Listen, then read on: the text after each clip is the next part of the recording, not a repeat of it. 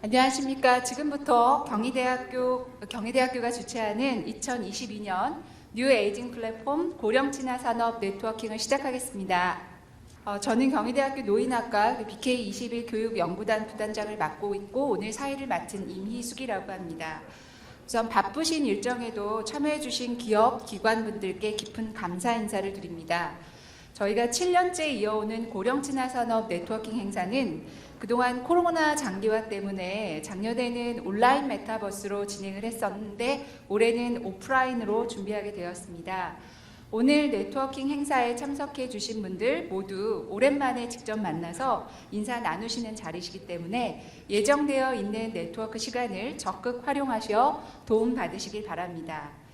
오늘 전체 일정에 대한 부분은 총 3부로 나누어져 있는데 1부는 경희대학교 교육, 연구, 산학협력, 생태계에 대한 여러 가지 강의와 발표를 들을 예정이고 2부에 있어서는 고령 친화 산업에 관련한 기업, 기관 소개가 있습니다. 피칭 위주로 진행될 예정입니다.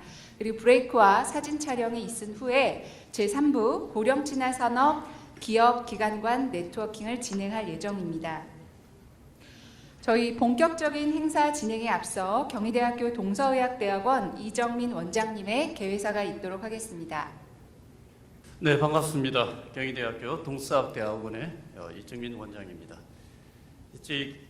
경희대학교 뉴 에이징 플랫폼 고령 친화 산업 네트워킹에 오신 것을 진심으로 환영합니다.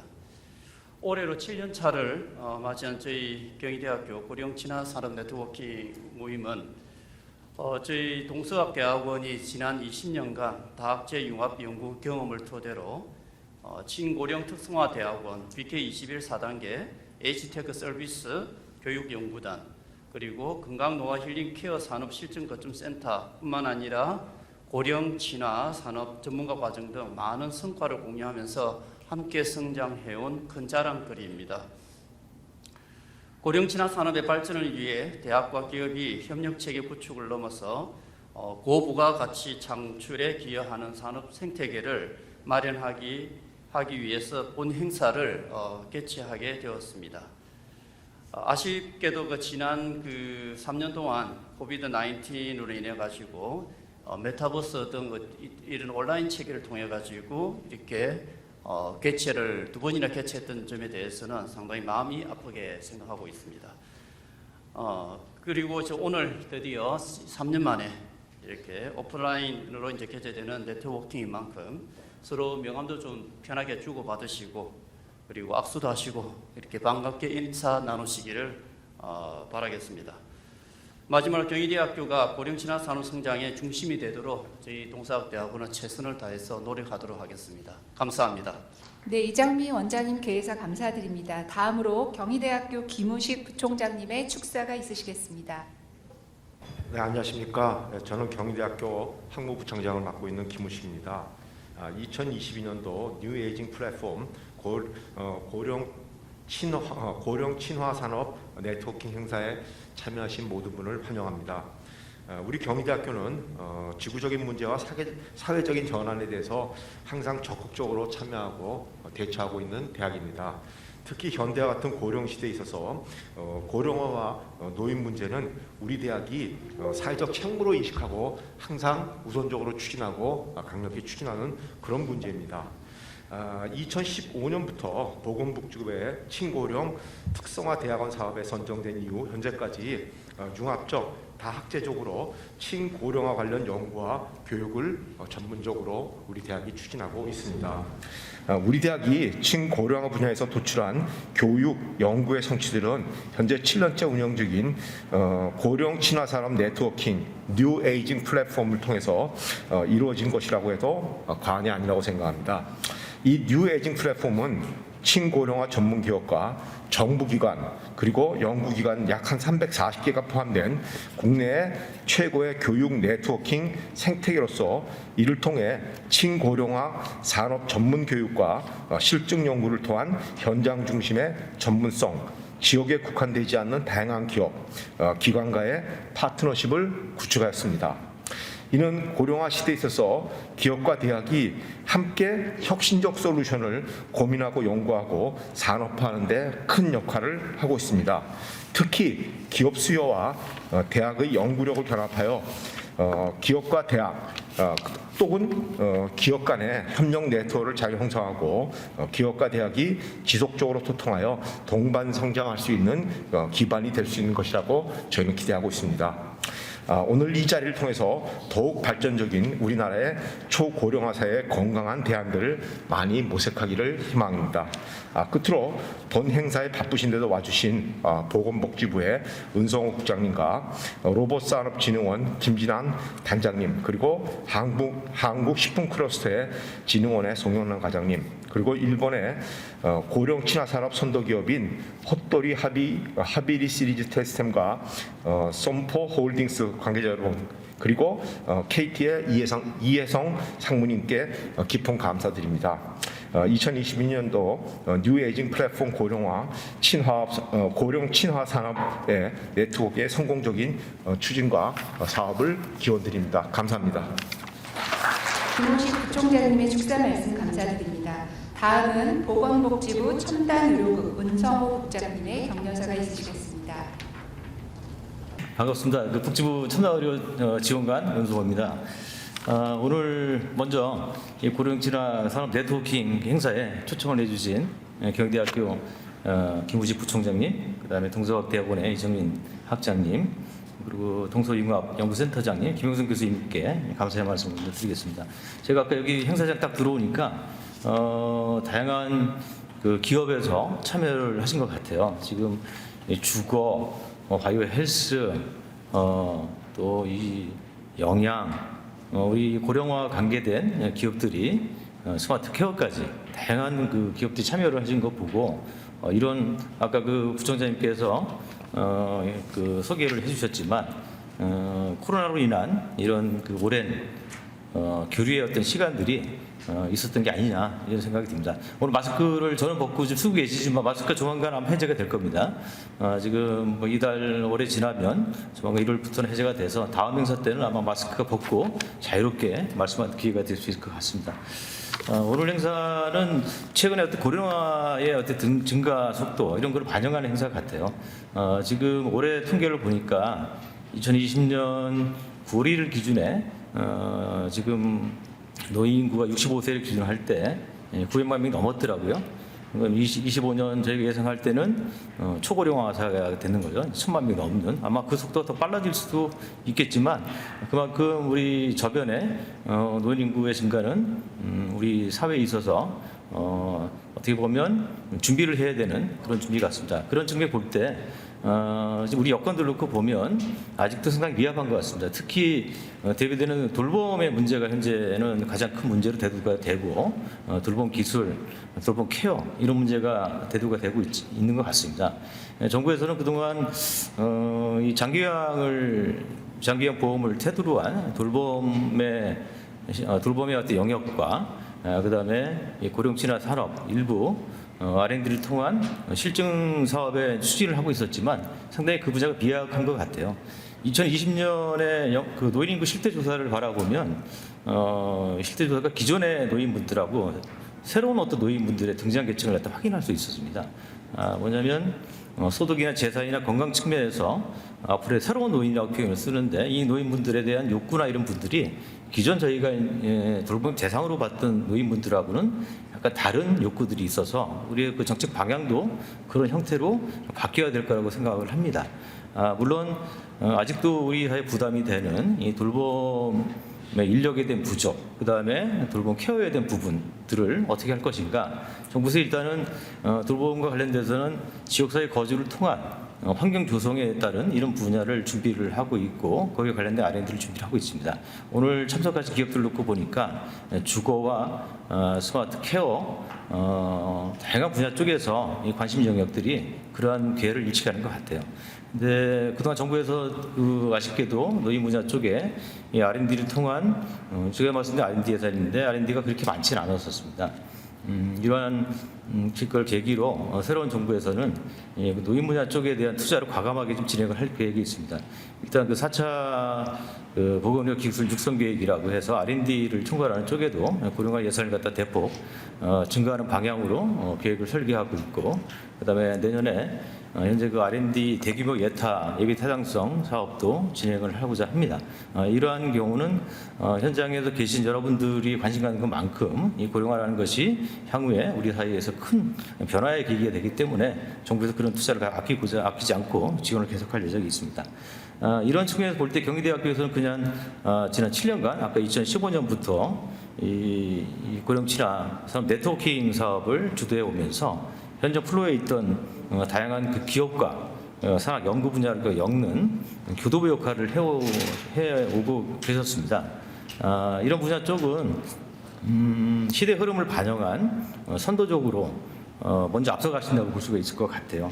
경희대학교가 그 뉴에이징 시대, 그다음에 에이지 테크 이런 걸 중심으로 기존의 그 돌봄 기술 위주에서 앞으로 스마트 케어를 제공하기 위한 혁신적인 서비스, 그다음 연구 이런 것이 네트워크 교도부가 될 거라고 믿어 의심치 않습니다. 오늘 그 플로어에 와 계신 기업의 관계자분들에 대한 욕구를 우리 경희대학교에 잘 끌어주실 거라고 보고, 아울러 이런 욕구를 정부의 정책 방향에서도 가이드라인도 제시해 주면서 정부하고 긴밀하게 협조도 부탁드리겠습니다.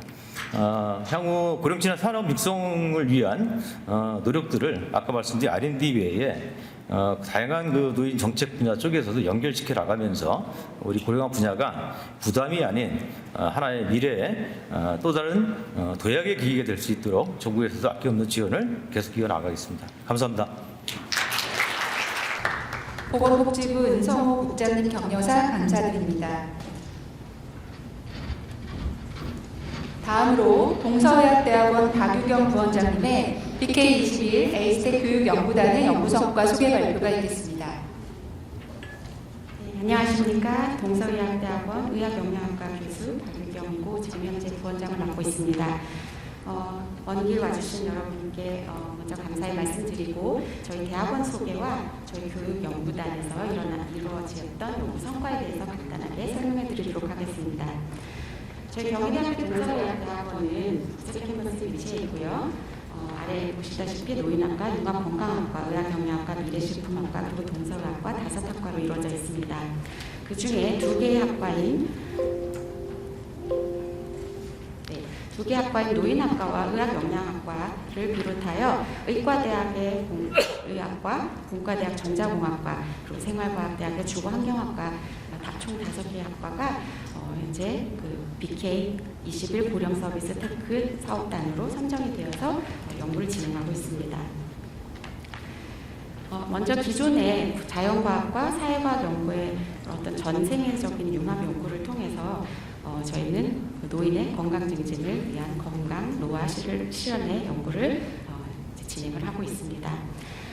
경희대학교 동서의학대학원은 교육과 연구 그리고 산학협력의 생태계를 이루는데 무척 노력을 해왔으며 지금 현재 완성 단계에 진입하도록 열심히 공부와 연구와 교육을 진행하고 있습니다. 먼저 에이지텍 서비스 저희 그 BK 사업단은 노인 시대의 초고령 사회 대응에서 신산업 육성을 위한 고령 서비스 테크 문제 해결형 혁신 인재를 양성하는 사업단이고요. 이 사업단 내 고령 친화 유망 기술 서비스 3개 분야, 3대 분야, 8개 주제의 각 영역에서 저희들이 연구를 진행하고 있으며, 특히 액션 R&D 이노베이션 실생활 기반의 실증 연구에 굉장히 주력을 다하고 있습니다. 그래서 이와 연계해서 지금 산자부에서 2020년부터 내년까지 4년 동안 지금 힐링 케어 산업의 실증 거점 센터도 운영을 하고 있고요. 이 실증 거점 센터는 주요 내용이 운동 재활 및 푸드 영양 분야의 실증을 수행하고 있고, 기업의 실증을 위한 도움을 저희들이 제공을 하고 있습니다. 그 관련된 영역으로 함께 하고 있는 학과는 노인학과, 의학영양학과, 융합건강학과, 동서의학과이며 오른쪽에 보시는 다양한 장비를 구축하여서 그런 장비를 이용하여 혹시 기업에서 필요하신 실증 사업이 있으시면 저희가 선정해서 지원을 해드리고 있습니다. 특히 또 대학원 내에 구축되어 있는 오픈 리빙랩을 통해서 실증 연구와 교육을 수행하고 있고 커뮤니티에서도 제가 시설 그리고 병원을 잘 연계해서 저희가 같이 연구를 진행을 하고 있습니다. 오늘처럼 이렇게 모이신 우리 고령친화 네트워킹의 시작은 2016년부터 시작이 되었고요. 이제 세 단계를 거쳐서 플랫폼 1.0, 2.0 그리고 현재 지금 고도화된 3.0에 총 345개의 기업이 참여하고 있고 오늘 이제 100여 기업이 오신 걸로 알고 있습니다. 기업 네트워킹의 필요성은 더 말할 나위 없이 중요한 것은 누구나 알고 계시고 지금 고령친화 산업의 어떤 성장 전략과 새로운 혁신 네트워킹 효과를 다 이루기 위해서 필요하다고 생각이 들고 참여한 기업은 여러분 책자에 안내되어 있는 대로 총 11개 분야에서 기업들이 참여하고 계십니다. 교육의 전교적인 그러니까 경희대학교 동서의학대학과 학교 다른 학과와 그 다음에 실제로 기업과 그리고 글로벌 네트워킹을 잘 구축하여서 저희들이 생태계를 구축하고 있는데 노력하고 있고 총 25곳의 그 해외 협력기관과 연계 연구를 진행하고 있습니다. 융합 연구 분야의 소개는 책자에 다 나와 있어서 상세하게 설명하진 않고 간단하게 이제 제목 위주로 말씀을 드리도록 하겠습니다.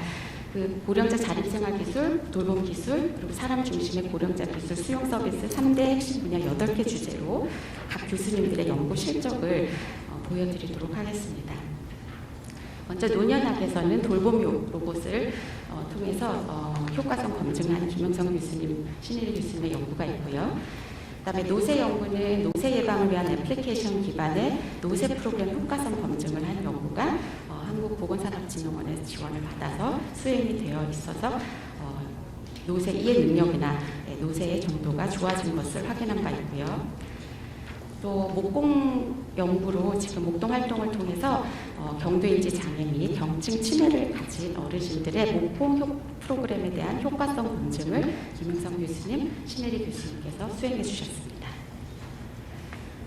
노년학과와 의학영양학과가 공동으로 연구를 진행한 어르신들의 고령친화 우수식품을 실제로 이용을 해서 이분들의 건강의 개선이 있는지를 연구한 최근 연구 결과가 있었고 이거는 한국식품산업클러스진흥원에서 저희가 수주를 받아서 진행을 했고 노쇠, 건강, 간 영양 평가 그리고 삶의 질의 개선을 확인하였습니다.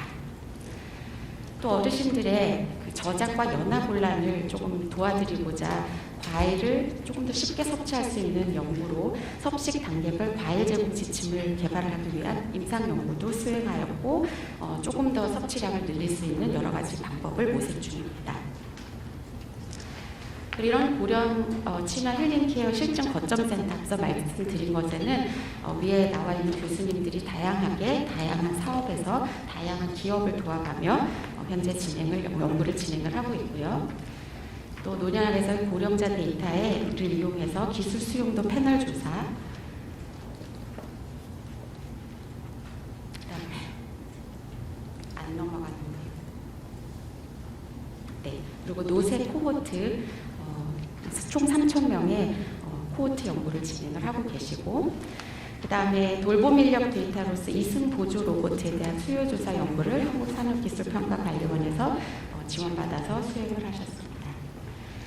또한 기업 종사자로서의 고령 친화 산업에 대한 교육 및 혁신 활동에 대한 실태 조사를 끊임없이 수행하고 계시며 저희 노화 의과학 부분에서는 녹차 추출물로 항건망증 효과를 보신 박지호 교수님, 맹성호 교수님의 연구가 있습니다. 또한 원지라는 물질을 통해서 그 폐경기의 쥐에게 우울증과 인지 기능을 좀 개선해주는 연구를 맹성호 교수님께서 수행하셨습니다.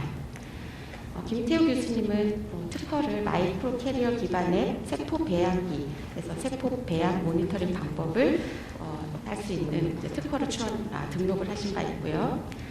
그다음에 저희 대학원 원장님이신 이정민 교수님께서는 바다 제비집을 추출물을 이용해서 피부 개선 효능 평가, 그리고 저는 식품의 혈당 부하 지수를 예측할 수 있는 모델 개발 등을 수행을 하였습니다. 마지막으로 저희 전자공학과에 계시는 또 김동환 교수님을 통해서는 매니플레이터 동시 제어 통합 제어기 개발 관련된 연구가 수행이 되었고요. 또 서비스 로봇을 위한 모듈의 어떤 표준화를 개발을 하는 연구를 진행을 하셨습니다. 주거환경학과에서는 미래지향적인 주거복지 실현을 위한 공동임대주택 관련 연구가 주서령 교수님을 통해서 수행이 되었고요. 그 다음에 스마트 홈스 포 올더 어덜츠에 관련된 리서치가 진행이 되어서 학술지 발표되셨습니다. 저희 의학과도 같이 공동 연구를 하고 계시는데요. 신원철 교수님께서는 랩 수면 긴장 소실에 관련된 그런 진단 기술과 관련된 연구가 진행이 되셨고요. 그다음에 유승동 교수님은 어깨 탈구했을 때 어떤 보조기구가 도움이 될지에 대한 관련 연구를 진행을 한 바 계십니다. 또 윤경식 교수님은 마이크로 엘렉트론 빔 레디에이션과 관련돼서 저설량 방사선이 세포에 미치는 영향을 연구하는 등 굉장히 다양한 연구로, 하지만 이제 전반적으로는 고령화와 관련된 연구에 이렇게 수많은 업적과 연구 실적이 있었음을 안내해 드리겠습니다. 감사합니다. 올해 멋진 BK 연구 성과를 내주신 교수님들과 대학원생 여러분들께 감사드립니다. 다음으로 경희대학교 산학협력 전략에 대해 김윤혁 단장님의 말씀을 듣도록 하겠습니다. 네, 안녕하십니까. 고령친화산업 네트워킹 행사를 진심으로 축하드리고요. 오늘 제 발표가 여기에 맞는지 모르겠지만 가볍게 저희 산학협력 전략에 대해서 소개해 드리겠습니다. 기본적으로 산학협력단이 생긴 지는 오래됐는데요. 그동안에 대학 내 분산돼 있던 연구와 산학협력 창업의 다양한 부서들을 산학협력단 아래 두어서 총괄 기획 기능을 강화하는 형태로 제가 작년 12월에 산학협력 단장이 되면서 재편을 했습니다. 그래서 제가 생각하는 게 뭐냐면 연구처 따로 있고 산학협력단 따로 있고 창업 따로 있는 것들을 교수님들이 연구한 결과를 가지고 대형 연구 사업을 따고 대형 과제를 수주한 다음에 나온 연구 결과물을 논문으로 끝내는 게 아니라 기술 사업화는 두 가지인데요. 기술 이전과 창업을 저희가 강조하고 있습니다. 그 연구 결과를 논문으로 끝내는 게 아니라 창업과 기술 이전, 그 다음에 그것들 중에서 좋은 것들은 교원 창업 또는 학생 창업으로 이고요. 마지막으로는 지금 우리나라의 가장 큰 문제가 창업 기업 수, 창업 인력 수에만 몰두 있는데 그게 아니라 기업을 어떻게 성장시킬 것인가. 그래서 유니콘 기업을 만들기 위해서는 창업만 시키는 게 대학의 역할이 아니기 때문에 제가 이렇게 연구, 대과제, 기술 사업화, 창업, 기업 전략을 우리 대학교 산학협력의 선순환 구조 확립이라는 말로 만들었습니다. 그를 위해서 대학의 거버넌스의 변화가 필요한데요. 연구처 따로 있고 산학협력단장이 있었는데 현재는 제가 연구처장, 산학협력단장, 창업전 단장을 맡음으로써 방금 말씀드린 연구와 산학협력, 창업의 어떤 그 통합 시스템을 구축하는 것을 했습니다. 저희 산학협력단의 그 비전을 말씀드리면, 이거 제가 요 페이지 한 페이지만 말씀드리면 내려가도 되는데요. 저희가 만든 새로운 비전이 대학을 품은 대학, 기업을 혁신하는 대학, 기업과 성장하는 대학이라고 해가지고 기업들을 대학의 생태계 안에 넣어서 기업을 창업시키고 혁신시키고 그 기업을 성장시키는, 함께 성장하는 대학이라는 걸 했습니다. 그래서 세부 목표가 5개인데요. 대학 내 창업에 1000개 이상의 창업 생태계를 조직하고 50개 이상의 기술 기반의 창업 기업. 세 번째는 기술 이전료 수입과 기술 창업 투자금을 확보하고 100개 이상의 기업 연구소를 유치해서 원랩, 원CRC라는 게 뭐냐면요. 하나의 공대 연구실이 하나의 기업 연구소화 하겠다라는 게 저희 전략이고요. 5번째는 대연구비 수주 2천억인데 이게 3년 내에 저희 산학협력단 목표였는데 많이 달성을 하고 있습니다. 그래서 시간이 넘었으니까 이런 건 넘어가고요. 이걸 달성하기 위해서 저희가 13개 정도의 전략과제를 만들었는데 한 2개 정도만 소개를 해드리면, 기존에 많은 교수님들이 또 연구원들이 특허를 위한 특허를 많이 냅니다. 발명신고서를. 근데 저희가 특허를 출원하고 등록한 후로는 이미 그 추론을 잘못해 놓으면 기술이 좋음에도 불구하고 가치가 정확하게 보호받지 않아서 저희가 어떻게 전략을 바꿨냐면 특허를 내기 전부터 발명 신고서 단계에서부터 저희들이 그 좋은 특허를 만드는 그러한 전략을 펴었고요. 또 창업을 했을 때 창업한 기업들에게 저희가 기술 지시를 회사를 통해서 다양한 사업 자금을 지급해서 회사가 성장할 수 있도록 그렇게 하고 있습니다. 두 번째 창업지원단의 슬로건을 말씀드리면 대학 내 원스톱 스타트업 플랫폼 해가지고 114처럼 전화를 하시면 저희들이 그 창업에 관련된 모든 교육이라든지 상담이라든지 지원이라든지 보육을 할 수 있도록 일종의 114 서비스 같은 형태로 저희 창업지원단을 개편하고요. 마지막으로 그러면 어떤 연구를 할 것인가 우리 대학에서 정부가 최근에 그 과학기술을 제5차 과학기술 기본계획을 보면은 기술을 개발하는 게 아니라 대학이 더 이상 기술을 개발하는 게 아니라 글로벌 아젠다, 내셔널 아젠다, 국가적 현안을 해결하는 쪽으로 임무지향형이라는 말을 사용하고 있습니다. 그러니까 언제까지 예를 들면 2050년까지 탄소 중립이다. 그럼 2050년에 탄소의 배출과 탄소의 흡수가 제로가 되게 만든다든지 또는 2030년까지 건강수명 3세 늘리기다. 그러면 10년 안에 현재 70세인 건강수명이 13세가 된다든지 그런데 오늘 보면은 한 3번째 정도 아이템이 오늘 고령친화산업 네트워킹에 딱 해당 100세 시대 과학기술 기반 국민 건강 증진이 해당이 되는데요. 이렇게 기술을 개발하는 게 아니라 국가적 현안을 먼저 정하고 그것을 하기 위해서 어떠한 주요 기술이 필요한가. 정부가 정한 12대 전략 기술이 있죠. 반도체, 디스플레이, 2차 이렇게 12개 국가 전략 기술을 개발할 수 있도록 하는데 어떻게 할 것이냐. 저희 대학에서 우리 김우식 부총님께서 사실은 융합연구소를 만드셨는데요. 4대 전략 하우죠. 4대 전략 기술과 9대 중점 분야를 택해서 이렇게 융합기술연구소를 저희 경희대학교 설립을 했습니다. 그래서 반도체 디스플레이 융합센터, 스마트 커넥티비티. 그러니까 이번에 고령친화산업은 여기 바이오 헬스케어 융합센터가 되겠죠. 그래서 이렇게 9개의 모든 이공계 인문사회 교수님들이 모여서 국가적 현안을 해결할 수 있는 그러한 대형 융합연구를 할 수 있도록 기반을 만들었습니다. 시간이 너무 촉박해서 이것으로 마치도록 하겠습니다. 감사합니다.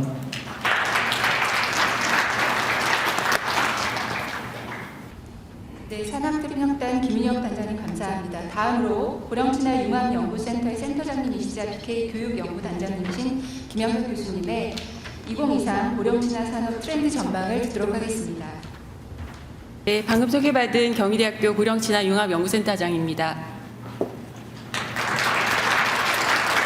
예정보다 시간이 조금 지연됐기 때문에 주요한 내용 위주로 말씀드리도록 하겠습니다. 저희가 이제 7년 동안 네트워킹을 거듭하면서 대학의 어떤 미션이라고 생각했던 부분이 우리 그 기업하시는 분들과 또 기관에서 일하시는 분들에게 앞으로 우리 사회는 어디로 가야 될 것인지에 대한 트렌드를 제시해 드리는 거라고 생각을 했습니다. 그래서 오늘 완전하지는 않을 수 있지만 내년을 준비하시는 과정에서 그 정보들을 활용해 주시면 좋겠다는 의미에서 발표드리도록 하겠습니다. 먼저 고령친화 산업의 시장 전망과 그리고 H텍의 기술 동향을 주요한 내용으로 말씀드리고 제일 중요한 것은 팬데믹 이후에 고령 소비자들이 어떻게 변화가 되었는지에 대한 내용 저희 경희대학교 데이터를 갖고 말씀드리도록 하겠습니다. 그리고 정책 동향은 아까 복지부의 은성호 교수님 국장님께서 자세히 말씀해 주셨기 때문에 주요한 내용 위주로 정리하고 마무리하도록 하겠습니다. 먼저 고령친화 산업은 기본적으로 우리 사회에서는 연 13%의 높은 성장률을 보이고 있는데요. 이것이 이제 지금 현재 지금 72조에서 이제 168조까지 늘어나는 전망을 이제 10년 후에 확장하고 있습니다. 특히 이 부분이 이제 45세까지 준고령자까지 확대하게 된다면 239조까지 확대될 수 있다라고 하는 전망을 볼 수가 있고요. 그리고 이거는 우리나라만의 상황이 아니라 미국을 포함한 글로벌 시장의 전반적인 추세다. 특히 전체 소비자 지출의 50% 이상을 고령자들이 하고 있다라고 하는 것이 세계적인 공통적인 추세입니다. 그러니까 그런 측면에서 보시는 바와 같이 다양한 측면에서 기업들이 지금 나오고 있고요. 그리고 특히 주목하는 부분이 아시아 시장입니다. 보시는 대로 이제 일본 시장이 가장 크게 나타나고 있고, 그 다음에 이제 우리 한국인데, 한국은 전체적으로 증가율도 높으면서 또 거기에서 전체 시장이 차지하는 비율도 높기 때문에 많은 잠재력을 갖고 있다라고 전망할 수 있겠습니다. 이것은 이제 아시아 국가들 간의 각 지출에 대한 규모를 보이고 있는데요. 제일 많은 것은 주거, 식품 그리고 레저 등에 대한 문화의 소비를 많이 하고 있는 것으로 나타나고 있습니다. 우리나라가 이제 이런 부분을 조금 더 다양해진다라는 측면에서 오늘 모이신 기업분들에게 시사점이 있을 거라고 생각합니다. 그리고 이제 이것은 세계 시장에서 봤을 때에도 주거나 식품 그리고 이동, 건강 또 레크리에이션 이와 같은 부분에 있어서 고령 소비자들이 지출을 증가하고 있다라고 하는 것으로 나오고 있기 때문에 그런 시사점을 봐주시면 좋겠습니다.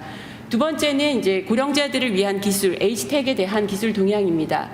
예측하시는 바와 같이 이제 가트너의 2023 트렌드를 보면은 역시 우리가 지금까지 봐왔던 많은 AI나 여러 디지털 관련된 부분들이 23년도에도 그리고 그 이후에도 이제 강력한 힘을 줄 거라고 생각하는데 이제 강조하고 있는 것은 이것이 이제 단순히 기술로서의 첨단 기술이라는 게 중요한 게 아니라 비즈니스의 목표와의 매핑이 굉장히 중요하다라는 얘기를 하고 있습니다.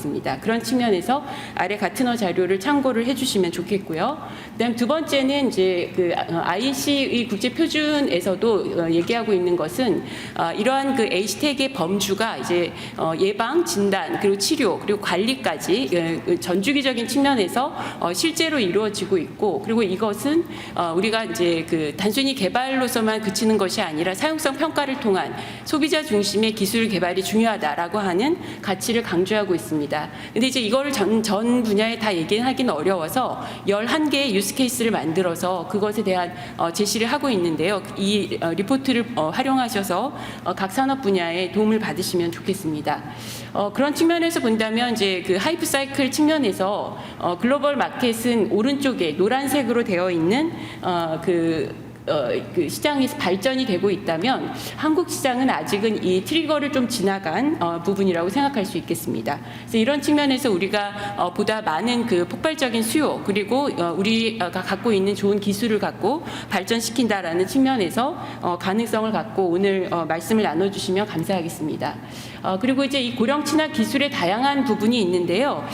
이것은 이제 단순히 안전에 대한 부분뿐만 아니라 건강 그리고 교육, 커뮤니케이션, 사회적 관계를 이루는 부분까지 굉장히 다른 분야와 달리 다양한 범위를 갖고 있다는 측면과, 그리고 오른쪽에 보시게 되면 이제 50세 이상이 관심 갖고 있는 그 기술에 대한 부분으로 봤을 때는 기본적으로 우리가 집에서 의식주와 관련된 그 생활과 관련된 기술들이 굉장히 수요가 높게 나타나고 있는 것으로 나타나고 있습니다.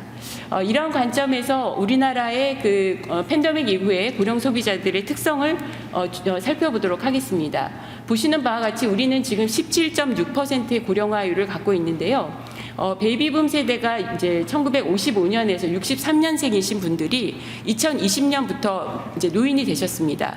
2028년이 되시면 모두 노인의 진입을 하게 되시는데 이분들이 후배 노인들이 선배 노인을 앞서가시게 됩니다. 56%를 차지하고, 또 반면 80세 이상의 노인들이 증가되는 양극화를 보이고 있다는 것이 우리나라의 고령화의 새로운 모양이 되겠습니다.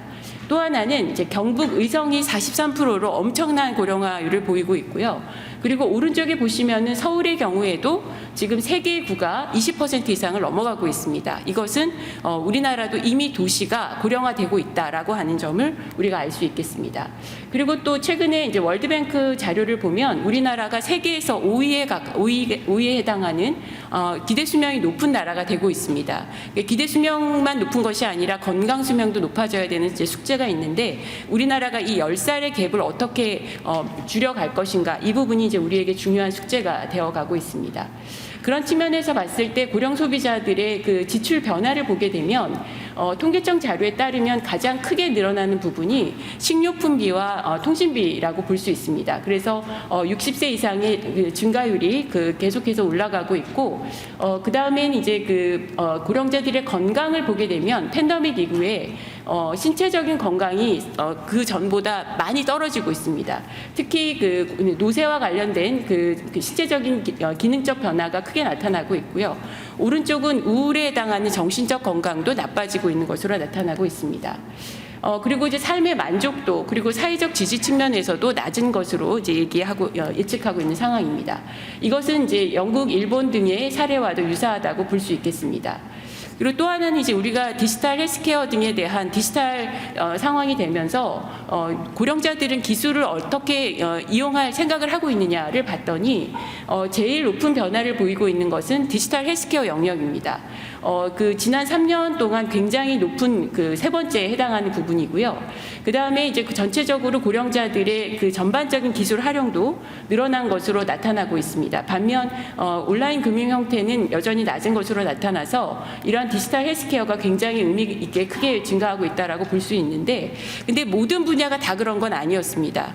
제일 크게 나타나는 것은 우리가 카카오톡 문자하는 것과 같은 사회적 관계는 굉장히 잘 쓰고 계시는데, 반면 아래쪽에 헬스케어 영역은 여전히 낮은 것으로 나타나고 있습니다. 그래서 우리가 이제 디지털 헬스케어나 DTX와 같은 첨단 의료 기술이 들어오게 되더라도 이렇게 디지털 리터러시가 낮은 분들을 타겟팅해서 그분들에 대한 서비스가 같이 제공이 됐을 때 훨씬 더 효과를 보일 수 있다라고 하는 걸 볼 수 있고요. 그다음에 오른쪽에 보면은 그 기술 허용 범위, 나의 프라이버시와 관련된 측면에서 고려하고 있는 것은 이제 그 수면 정보나 혹은 바이탈 데이터, 그리고 그런 움직임에 대한 패턴, 그리고 이제 주치의나 가족, 경찰에게 나의 정보를 전송하는 거에 대해서는 동의를 하고 있는 것으로 나타났습니다. 비교적 우리는 이 허용 범위를 넓게 보이고 있는 측면이 있어서 이 부분은 이제 그 앞에서 보셨던 디지털에 대한 이해가 높아지고 있다라고 하는 것을 볼 수 있겠습니다.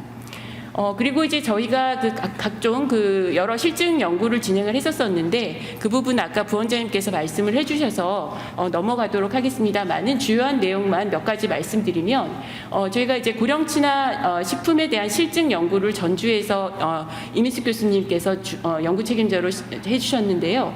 가장 저희가 크게 본 것은 맨 왼쪽에 있는 그림이 이제 신체 기능, 노쇠에 대한 부분입니다. 고령친화 식품을 섭취하신 분들은 그 사후에 이러한 그 신체 기능이 좋아지셔서 노쇠가 발생하는 그 비율이 낮게 나타나고 있습니다. 이것은 오늘 참석하신 그 디파이 안단테핏을 이용해서 저희가 자동으로 측정을 했는데요. 굉장히 좋은 성과가 있었고요. 그리고 저장 능력이나 영양 상태가 좋아지는 것으로 나타났습니다. 다른 운동이나 영양 실증도 마찬가지 상황이었고요. 그다음에 실제로 오늘 참석하신 로봇케어를 사용하신 복지관의 노인분들이셨는데, 이분들이 이제 다 같이 인지재활 프로그램을 하거나 혹은 1대1로 하는 로봇을 사용하셨을 때 사회적 지지 그리고 기술 불안이 줄어드는 아주 효과가 있었던 것으로 나타나고 있습니다. 그리고 저희가 이제 그 강조하고 있는 부분은 이제 돌봄 인력 부분에 대한 것도 우리가 굉장히 중요하게 봐야 될 부분입니다. 우리나라가 OECD 자료에 보면은 2040년에 OECD 국가 중에서 가장 돌봄 인력이 부족한 나라로 나타나고 있습니다. 이것은 이제 우리가 지금부터 준비해야 된다는 것이고, 일본이나 혹은 유럽에서 이미 이러한 문제를 공감하고 있는 것으로 알고 있습니다. 그런 면에서 저희가 이제 돌봄 로봇을 개발하고 사용성 평가를 한 연구를 했었었는데요. 그 결과 그 돌봄 종사자들의 근육 사용량 그리고 작업 부하를 줄여주는 효과가 있었던 것으로 나타나고 있습니다. 그리고 실제로 돌봄 종사자들은 돌봄 로봇을 이용하고 싶다라고 하는 비중이 점점 높게 올라가고 있어서 저희가 85점에 가까운 점수로 의향이 높은 것으로 나타나고 있습니다. 마무리 챕터입니다. 이런 측면에서 그럼 정책에 대한 부분은 우리가 어떻게 기여를 해야 될 것인지에 대한 고민인데요. 새 정부 들어서 이러한 그 스마트 케어를 포함한 디지털화에 대한 부분을 고령화 측에서도 강조하고 있습니다. 그래서 이러한 예산 부분이 아까 말씀 주셨던 대로 돌봄 로봇 R&D나 치매 R&D 그리고 의료기기 R&D 분야에서도 이런 실버 기기에 대한 부분이 이제 투자되고 있고요. 그다음에 R&D는 아니지만 스마트 케어 측면에서의 이런 센싱을 통한 응급 안전 서비스가 제공되고 있습니다. 그리고 이제 이 앞에 SK텔레콤 등이 적극적으로 또 참여하고 계신 부분이 있습니다. 공통적으로 이제 이러한 측면들이 나라별로 R&D에 대한 투자가 결국 모습은 R&D지만 내용은 노인이 되는 그런 상황들을 우리가 공통적으로 보고 있고요. 이것은 개발에만 머무는 것이 아니라 대규모 실증으로 확장되는 부분이 공통적으로 강조되고 있는 점을 볼 수 있겠습니다. 그런 측면에서 아까 말씀드렸던 보건복지부의 예타 규모가 약 5천억 정도, 6천억 정도의 규모로 예타가 진행이 되고 있어서 이 부분은 연말이 되면 알 수 있을 것 같습니다. 그리고 보건의료 기본 R&D 계획에서도 노인과 관련된 부분들이 아래 보시는 바와 같이 노쇠 등에 대한 R&D 연구, 그리고 스마트 돌봄, 그리고 돌봄 인력에 대한 돌봄 로봇에 대한 투자, 이런 내용들이 주요한 강조가 되겠습니다. 그리고 이제 산업부나 중기부 그리고 과기부 상황인데요. 특히 과기부는 사회문제 R&D에 대한 부분이 강조되고 있어서 이 부분도 관심 가져주시면 좋을 것 같습니다. 결론적으로 이제 우리는 앞에서 봤던 고령 소비자에 대한 트렌드를 이해하고 그리고 정책을 잘 활용해서 그리고 이제 돌봄 종사자에 대한 부분을 이제 기술과 연계해서 돌봄 인력의 부족 문제를 선제적으로 대응하는 게 중요하다라는 이제 시사점을 얻게 되고요. 특히 기업의 경우에는 이제 회복 탄력성이라는 레질리언스 전략이 굉장히 중요하다라는 점을 볼 수 있고 그 부분은 이제 세 번째 나와 있는 게 가장 중요한 이슈인 것 같습니다. 기업과 소비자 그리고 데이터 간의 그런 우리가 지금 얘기한 여러 프리시즌 메디슨뿐만 아니라 프리시즌 누트리션 혹은 여러 그 정밀적인 측면에서의 서비스가 앞으로 이제 고령 친화 산업에서도 강조되는 전략이 될 거라고 생각합니다. 그런 면에서 이제 저희 경희대학교에서도 이러한 그 스케일업을 시키고 그리고 기업이 성장할 수 있도록 하는 스케일업이나 혹은 각종 이러한 여러 중요한 정보들에 대한 리뷰들을 저희가 내년부터 우리 이제 네트워킹 플랫폼을 통해서 열심히 제공하고 소통하도록 하겠습니다. 네, 발표를 마치겠습니다. 감사합니다.